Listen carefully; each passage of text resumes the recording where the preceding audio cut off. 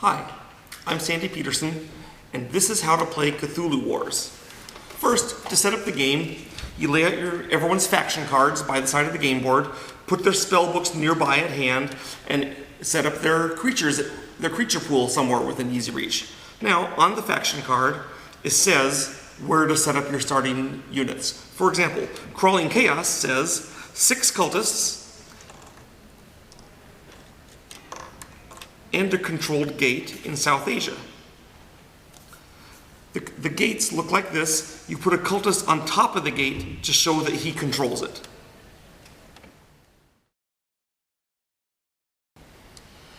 There's 4 phases in gameplay. First is gather power. During the gather power phase, you figure out how much power you're going to have for the rest of the turn.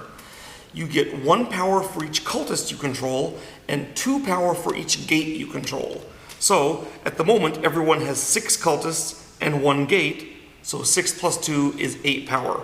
I'll take my power marker, currently we're using these little cubes, the final game won't have these of course, and put it on your power track up to 8.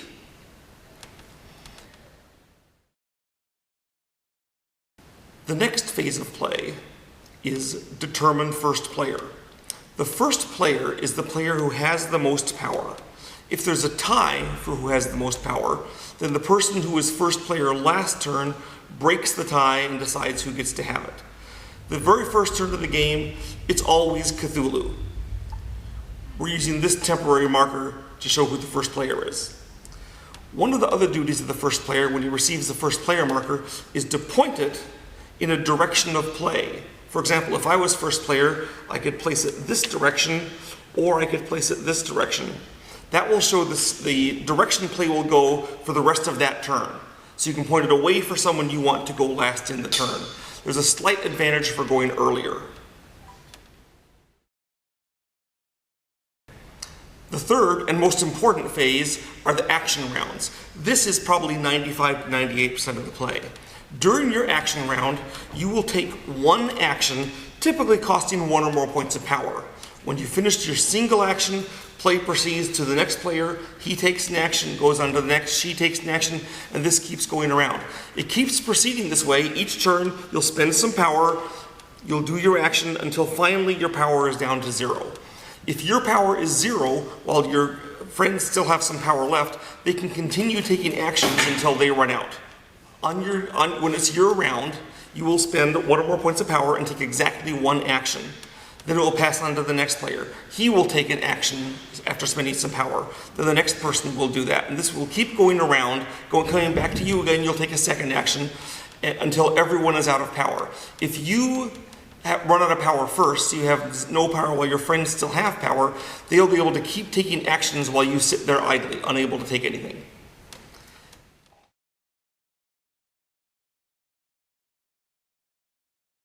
We are now going to discuss all of the possible actions available to you in Cthulhu Wars.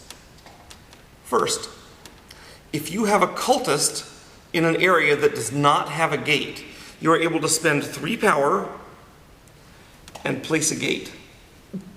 When it's your turn, you can always place a cultist on or off of a gate for no cost, doesn't count as an action. You can't have 2 or more gates in one area. The second action is recruit cultist. To recruit a cultist, you need to have a creature or a cultist or any unit in an area and have a cultist available in your supply. You simply spend 1 point of power and a cultist appears in the area with the creature or the cultist. Or for that matter, your great old one.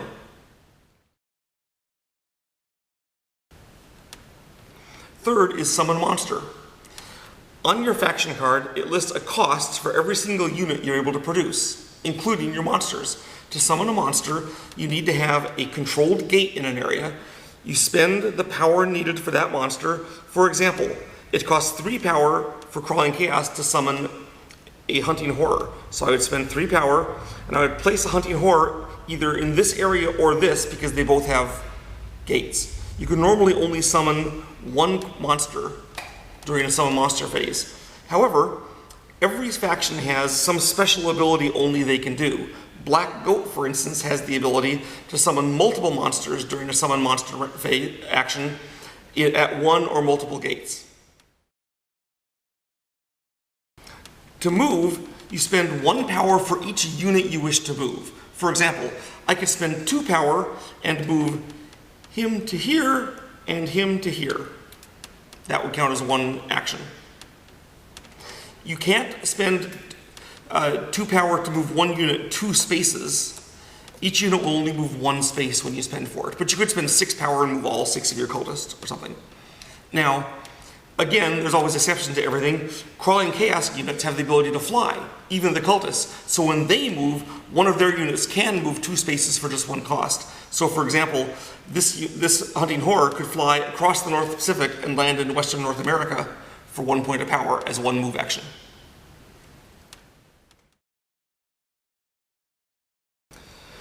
Battle. If I have units in an area with enemy units, I can spend 1 point of power to initiate a battle. Every creature has a combat value. So for example, if I had my Hunting Horror here with these yellow sign cultists, I could say, I could spend a power, I'm initiating a battle. My Hunting Horror rolls 2 dice. All his cultists together roll 0 dice. That's how cultists are. So I would roll my 2 dice, he would roll none. Dice rolling happens simultaneously. In this case, I got a 4 and a 5. These are pain results. A 6 would be a kill. A 1, 2, or 3 is a miss, nothing happens. For each kill that you receive during combat, you have to remove 1 of your units from the map. So in this case, if these were my rolls against yellow sign, one of his cultists would be killed, he'd pick which one he wanted to lose. If he had a monster there, he could pick the monster instead. It's up to him. Anyway, the killed unit is removed from the board. If a unit is pained, it has to retreat into an adjacent area. Now, you can't retreat into an area where there are units of the faction you just battled. So if a yellow sign unit had to retreat from this area due to a pain result, he could not retreat here or here because there's a unit of what he just fought. If there was a yellow sign unit here, he still couldn't retreat there, but neither could Crawling Chaos because there's a yellow sign unit there as well as a blue character. You can retreat to areas where there is a unit that you did not fight, even if he's an enemy. Battles aren't particularly bloodthirsty in the game. When the Great Old Ones come out, usually units will die, but it's typically 1 or 2 will die and several will retreat, and most battling is done for the purpose of capturing gates or driving people out of juicy locations, not for extermination. Now, there's a hierarchy of units in the game. Cultists are at the bottom. They're the basic kind of unit. Above them are monsters. Every faction has 2 or 3 kinds of monsters. At the very top of the feeding order are Great Old Ones, unsurprisingly. To capture a cultist, if you have a monster in an area where there are no monsters, only enemy cultists, you spend 1 power and you capture the cultist and put it on your sheet like this. Okay? To defend against that, your enemy can either summon their own monster. Now they have a monster too, and you can no longer capture cultists there with your monster. Or they can run away or, try something else. Now, if they have a monster present, a Great Old One still has the ability to capture cultists because he outranks monster. So if Cthulhu was here, he could spend a power and capture one of my cultists even though I have a monster present. To stop a Great Old One from capturing cultists, you have to have your own Great Old One in the area, or attack him with your monsters and drive him away, or run, or something like that. Now, a captured cultist during next turn's gather power is sacrificed. This means you return him to the owner and he goes into that guy's unit pool and you receive 1 power. Next, there is awakening your Great Old One. Every Great Old One has a unique requirements to awaken it. On your chart, it will give your Great Old One's statistics, his combat value, the cost to summon him, and the steps of awakening him. Some Great Old Ones are more awkward to awaken than others. All of them also have a special ability that only they can do. Nyarlathotep, for example, can generate power or Elder Sign tokens by attacking enemy Great Old Ones. The Ritual of Annihilation is how you win the game. To perform a Ritual of Annihilation, first, you have to have your Great Old One out and about on the board. You then spend power equal to the position of the ritual marker. It starts at 3 at the beginning of the game. So for Nyarlathotep to do a Ritual of Annihilation, he would first have to have Nyarlathotep available on the board, then spend 3 power. That moves the marker up to the next step, making it 4. He then gains points on the Doom track equal to the number of gates he controls. For example, if Nyarlathotep Crawling Chaos controlled 4 gates, this would move up to 4. You'll notice that each time you do a ritual, the ritual marker keeps advancing, so it becomes more and more expensive each time someone does a ritual. The earlier you do your ritual, the cheaper the rituals are for you, and the more expensive they become for the other players. So that's win-win. In addition, when you perform a ritual, you get an Elder Sign token for each Great Old One you have on the map. Elder Sign tokens are kept face down in a pile outside of the board, and on the reverse side they will have a number, either 1/2, 1, or 1.5. You keep these secret by your faction card, and then whenever you wish, you can turn them face up and turn them in for their face number of Doom points. The function of the Elder Sign tokens is to conceal your real value on the victory track from your opponents. If your token ever gets up to victory, here at the top, 20 points, you immediately win. We've just touched on the basis on the rules of how to play the game. As you can see, the game itself has fairly straightforward and simple rules. The interactions and the complexity comes because every faction is completely different. None of the spellbooks are the same from faction to faction. They're all different.